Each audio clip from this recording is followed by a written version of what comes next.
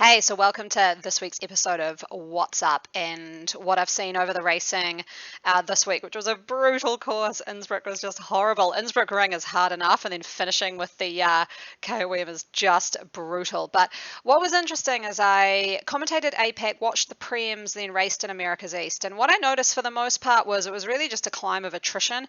Not many riders could really get away from the leg snapper, and it came to the climb, and usually it would be a biggish group and it would finish in sort of a slow, drawn-out, weird kind of sprint at the end, or there'd be a smaller group at the base of the climb and then just kind of a big solo breakaway.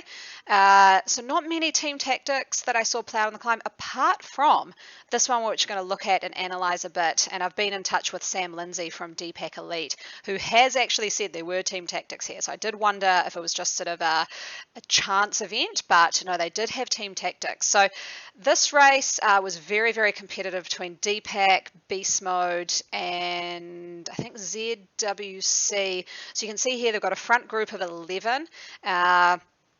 And they're sort of about halfway up the climb now. You've got the d-PAC riders know that Beast Mode, which is in the orange, has really dominated in the sprints in the Innsbruck Ring part of the course. So they know that they need to break those guys with the orange jerseys and make a breakaway any way they can. So they're on Discord chatting about how they might actually go about doing that. And I want you to keep your eyes on the rider, Lindsay for one. But then also the other d-PAC rider, we're just going to follow one of the Beast Mode drop riders here to see if he can get back on. But the d-PAC rider, McKie, McKie, who's in this group. And what happens is you can just see in that top right-hand corner, that 8%, it starts to flatten off a bit. And during this flat part, they were starting to talk and saying, okay, what do we need to do here? We want Lindsay to go for the win.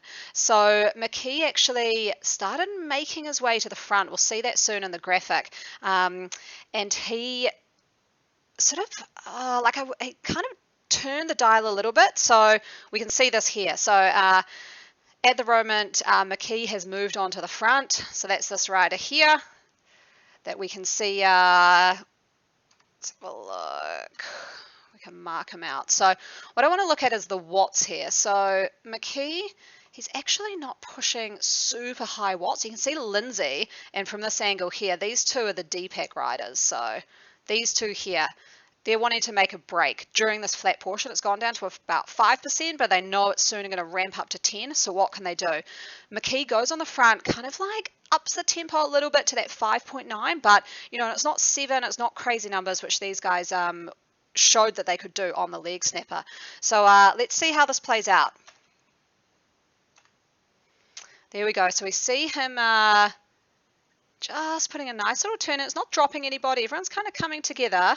And then, booyah, what you're going to see is something really cool that I really loved, that I saw commentate on. And this is the part that I love. Okay, Lindsay, up at 9.4 watts per kg. So orange numbers, huge turn of pace there. Already put a bit of a gap on. But the cool strategy, which I love, McKie, he's at about 6.8. And these other riders, Strachan, O'Connell, Morgan a little bit, they're stuck on his draft. So he's slightly sort of reined it in a little bit. d-PAC's attacked over the top, and the others are stuck on McKie's draft because he's not going super slow at all. He's riding 6.8. I mean, that's really high, but nowhere near what Lindsay's riding. So that's enabled those others to kind of get stuck behind him, which has been awesome because then Lindsay so quickly has managed to gap the field, and you'll just see this kind of grows. And I think right now you can see Strachan there with the 8.2 watts per kg has realized the mistake of him getting stuck on McKie's wheel.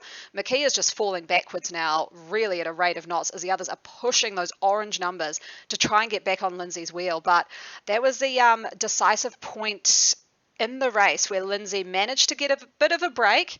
We had Strachan who started to fall off the pace there a little bit, and the only one actually who could bridge up in the end to Sam Lindsay was this K-Ch rider here from Cryogen. So Lindsay, through that little move, putting an attack over his rider keeping the pace high enough that everyone got stuck to him and couldn't move forward. By the time they realized it was too late and Lindsay was up the road. Loved that little attack. Good job, d-PAC Elite. awesome team tactics. Try it out on the next climbs. Maybe a whole lot of lava. That's in a few weeks. Good job. See you guys for the next one. Bye.